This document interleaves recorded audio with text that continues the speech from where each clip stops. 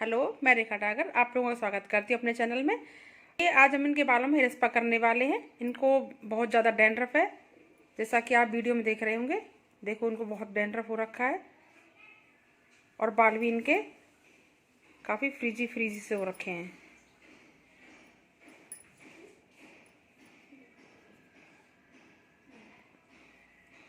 तो सबसे पहले इनका हम हेड वॉश करते हैं।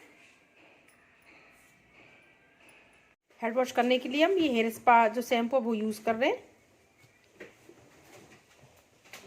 हमने शैम्पू ले लिया है बाउल में। इसको अच्छे से इसके लम्स फ्री करके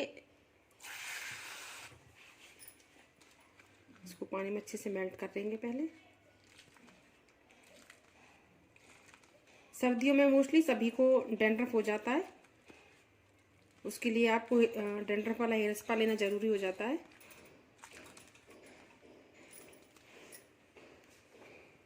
इस तरह से इसे डालते हुए इसको पूरे बालों में अप्लाई करना है, धीरे धीरे से।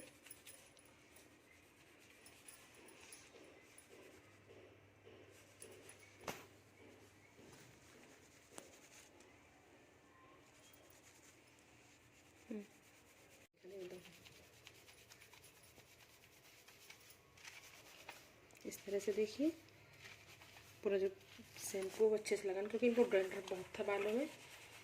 ये जो स्पा है वो डैंड्रफ की वजह से करवा रही हैं, जिससे इनका जो डैंड्रफ है वो कम हो सके।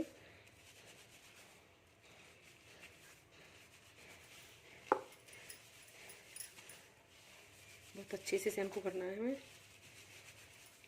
और स्पा में भी स्मूथनिंग की तरह ही आपको नॉर्मल टैप वाटर यूज़ करना है। गर्म पानी का बिल्कुल उपयोग नहीं करना, क्योंकि जो हमारी डैंड्रफ है ये गर्म पानी यूज़ करने से ज़्यादा होती है। इस तरह से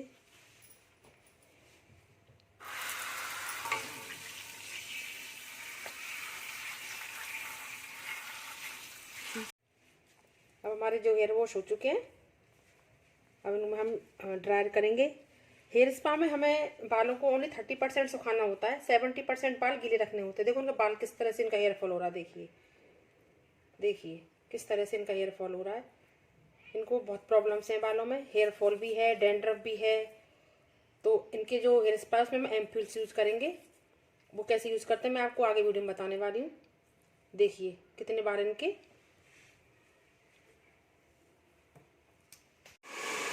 अब इनके बालों में हम ड्राई करेंगे।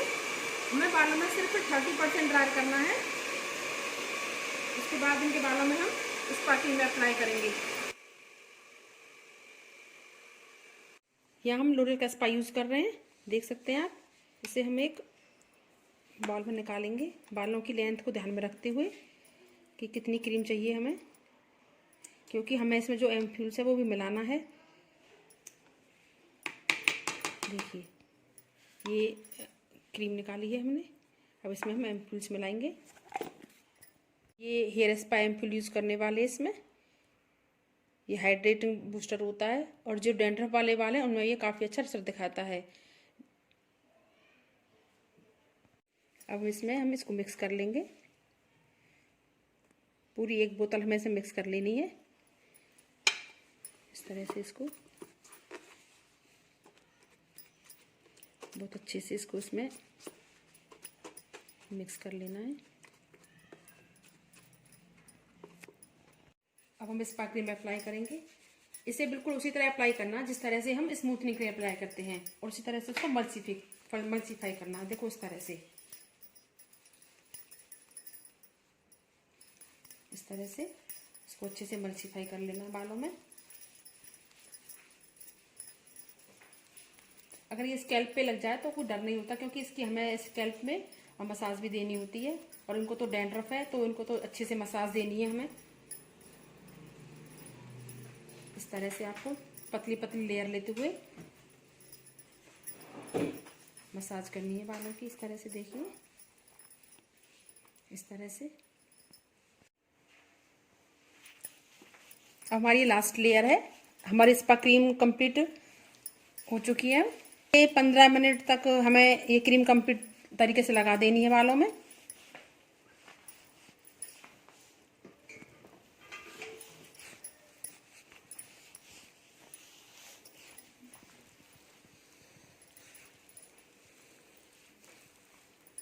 अब इनके बालों में डैंड्रफ है तो इनके बालों में हमें इसी क्रीम से मसाज देनी है।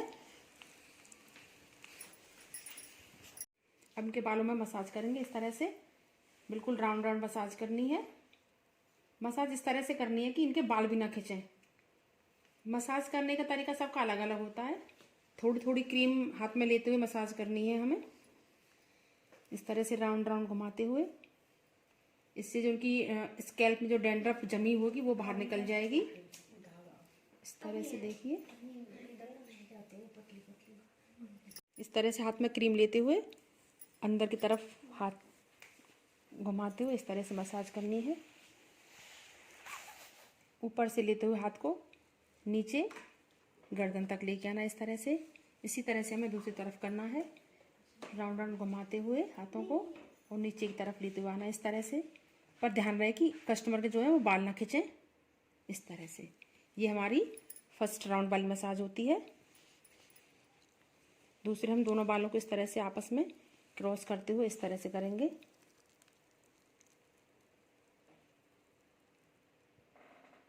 इसमें बाल खिंचते नहीं है, लेकिन देखने में लगता है कि हम बालों को खींच रहे हैं, लेकिन बाल इसमें खिंचते नहीं है। इस तरह से इससे बालों को बड़ा अच्छा सा वाइब्रेशन मिलता है। इस तरह से करना है, इस तरह से। अब हमें इस वाले हिस्से की मसाज करनी है। थोड़ी सी क्रीम लेनी है हाथों में, इस तरह से क्रीम लगा लेनी है और जहाँ डैंड्रफ है उस जगह इस तरह से राउंड राउंड मालिश करनी है आपको, मांग निकालते हुए, जिससे कि जो उनकी जमी हुई डैंड्रफ है उसको हम अच्छे से बाहर निकाल सकें। इस तरह से आपको पूरे बालों में ऐसे मसाज करनी है, थंब की हेल्प से राउंड राउंड घुमाते हुए इस तरह से, इस तरह से नीचे तक। इस तरह से आपको पूरे स्कैल्प में इनकी मसाज करनी है नीचे तक। अब अगली लेयर निकालनी है हमें इसी तरह से, इस तरह से।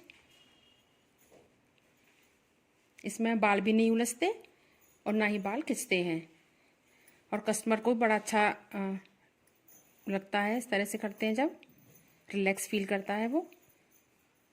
इस तरह से देखिए, इसी तरह से आपको पूरे बालों में लेयर टू लेयर मसाज करनी है।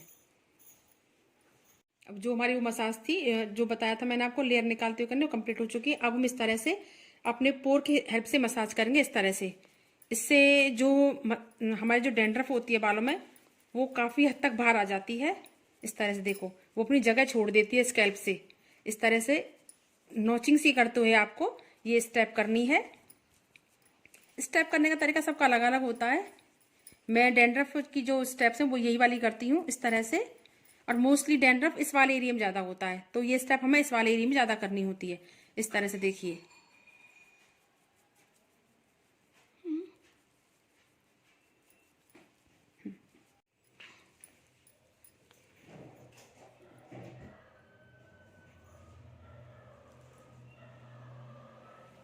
ये आपको नेक के इस पॉइंट से लेकर ऊपर तक ले जानी है। ये मसाज आपको ईयर टू ईयर करनी है, जैसे आप देख रहे होंगे वीडियो में। इस तरह से आप दोनों थंब से भी कर सकते हो और सिर्फ एक थंब से भी कर सकते हो। इस तरह से हल्की सी क्रीम लगाते हुए ऐसे, जिससे कि बाल भी ना खिंचे और आपकी मसाज भी अच्छे से हो जाए।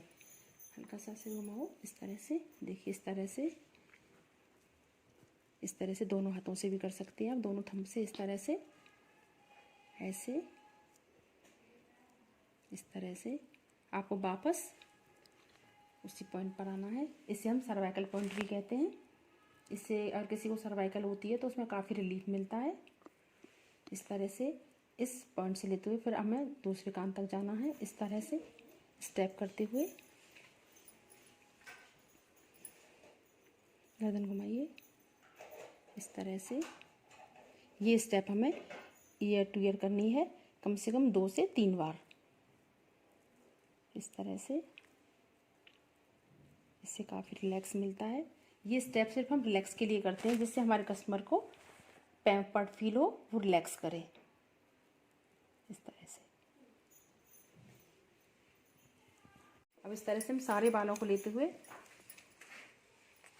इस तरह से थोड़ा सा यहाँ पर टक कर देंगे, क्योंकि अब हमें ये 20 से 25 मिनट तक बालों में रखना है और अब के बालों में हम स्टीम देंगे।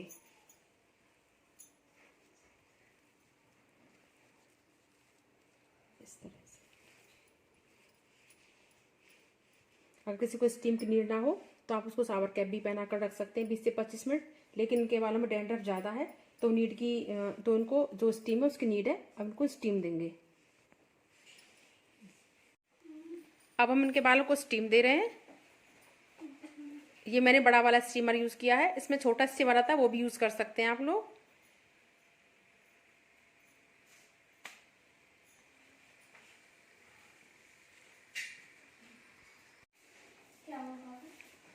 हमारा जो स्टीम था वो कंप्लीट हो चुका है। स्टीम हमें 10 से 15 मिनट तक ही रखना चाहिए।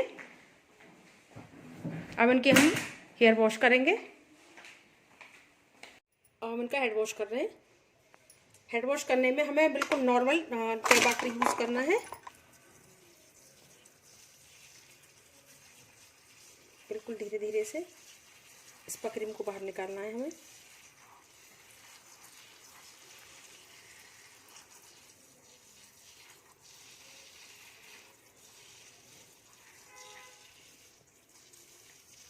स्पा कराने से बाल बहुत सॉफ्ट हो जाते हैं, सिल्की और शाइनी हो जाते हैं। आप देखना रिजल्ट आपको दिखाएंगे हेड वॉश के बाद।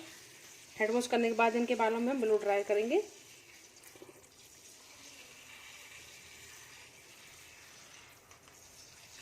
कान पकड़ लो।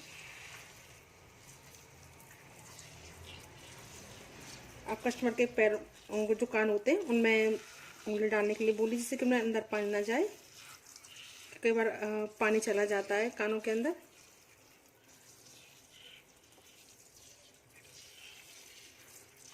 इसका भी कई कंपनियों का आता है, हमने यहाँ रोरेल का यूज़ किया था।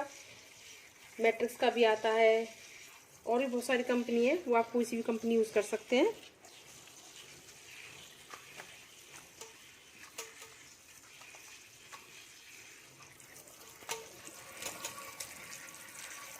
देखिए सारी स्पा क्रीम निकल रही है धीरे धीरे से बालों में से।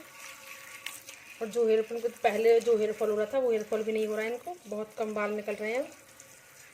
एक हेयर स्पा से बाल इतने अच्छे नहीं होते। कई बार कस्टमर हमसे कहता है कि हेयर स्पा करवाया था, कोई रिजल्ट नहीं आया बालों में उसका। तो एक हेयर स्पा नहीं, कम से कम 1 महीने के अंदर आपको 2 हेयर स्पा लेने होते हैं। 20 या 25 दिन के गैप से भी आप हेयर स्पा ले सकते हैं। उसके बाद कम से कम आपको 4 हेयर स्पा कंटिन्यू करवाने होते हैं, तब बालों में आपको उसका इफेक्ट दिखाई देता है। तो ध्यान रहे कि आप स्पा करवा रहे हैं तो उसके 20-25 दिन बाद स्पा और लें। यदि डैंड्रफ है या आपकी स्किन सेंसिटिव है, बाल बहुत ड्राई हैं, सभी के लिए अलग अलग स्पा आते हैं। हेयर फॉल का भी आता है।